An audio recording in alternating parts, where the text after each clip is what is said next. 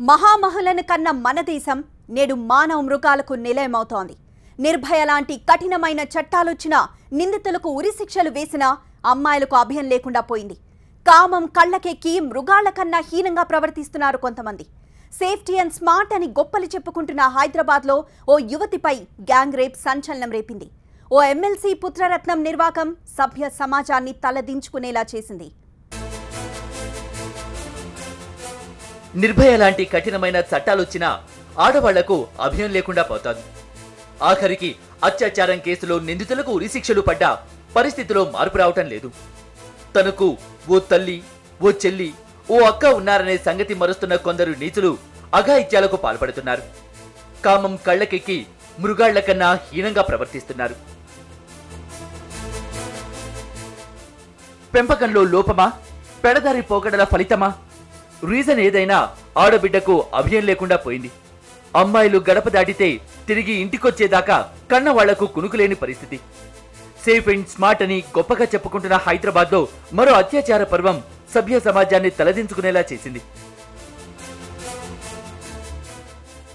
హైదరాబాద్ శివారు ప్రాంతం పేట్ బషీర్బాద్ లోని ఈ విల్లా ప్రీతం రెడ్డిది. ప్రీతం రెడ్డి అధికార పార్టీ ఎమ్మెల్సీ భూపతి రెడ్డి తనయుడు. చదువు వ్యాపారం సంగతేమో కానీ రాత్రైతే పబ్బుల్లో వాలిపోతాడు. అక్కడే పరిచయమైంది బ్యూటీషియన్ శృతి. ఫ్రెండ్షిప్ పేరుతో ఆమెకు దగ్గరయ్యాడు. పెళ్లి చేసుకుంటానని మాయమాటలు చెప్పి ఇదే విల్లాకు ఇన్వైట్ చేశాడు.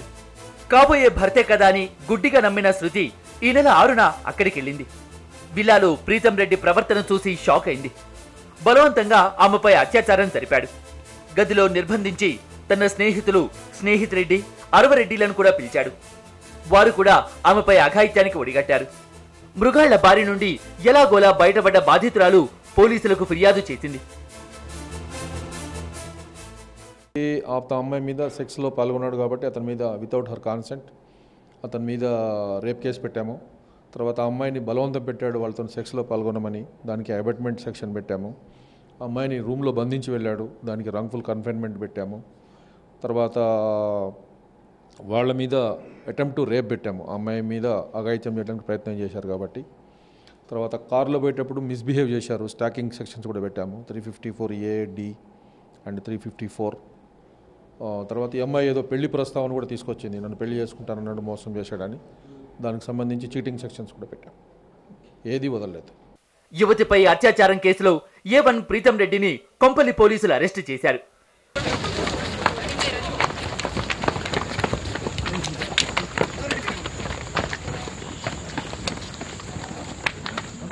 పరారీలో ఉన్న స్నేహితురెడ్డి, అరవరెడ్డిల కోసం స్పెషల్ టీమ్స్ గాలిస్తున్నాయన్నారు. మాకు రెడీలీ అవైలబుల్ ఒక ప్రీతం రెడ్డి ఇమీడియట్గా దొరికాడు. తను ఇప్పుడు మిగతా ఇద్దరు వ్యక్తుల గురించి ఈ 2 స్పెషల్ టీమ్స్ ఫామ్ చేశాము. ఒకటి మేడ్చల్ సిఐ గారు అండ్ ఇంకొకటి షామీర్పేట సిఐ గారు ఆధ్వర్యంలో 2 టీంలు ఫామ్ చేశాము. వాళ్ళు మార్నింగ్ నుంచి కూడా అతన్ని వాళ్ళ గురించే వేట మొదలెట్టారు. ప్రీతం రెడ్డి ఎమ్మెల్సీ తనయుడు కావడంతో ఈ కేసు నుంచి తప్పించే ప్రయత్నాలు జరుగుతున్నట్లు తెలుస్తోంది. ఇప్పటికే పోలీసులపై ఒత్తిళ్లొస్తున్నాయని సమాచారం. అయితే పోలీసులు మాత్రం ఆ విషయాన్ని కొట్టిపారేస్తున్నారు. పరిసర ప్రాంతాల్లో సీసీ ఫుటేజ్ను పరిశీలిస్తున్నామని, కేసును పారదర్శకంగా దర్యాప్తు చేస్తున్నామని చెబుతున్నారు.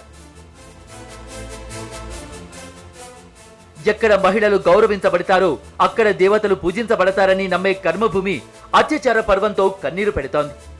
నిర్భయ దోషులకు ఉరిశిక్షలు పడ్డా సీన్లో మార్పు రాలేదు.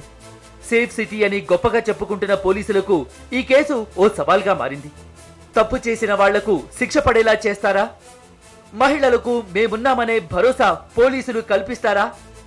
లేదంటే రొటీన్ గానే కేసును నీరుగారుస్తారా? నిందితులు ఎంతటి వారైనా కఠినంగా శిక్షించాలంటున్నాయి మహిళా సంఘాలు. ఇలాంటి సంఘటనలు రిపీట్ కాకుండా సీరియస్ యాక్షన్ తీసుకోవాలని డిమాండ్ చేస్తున్నాయి.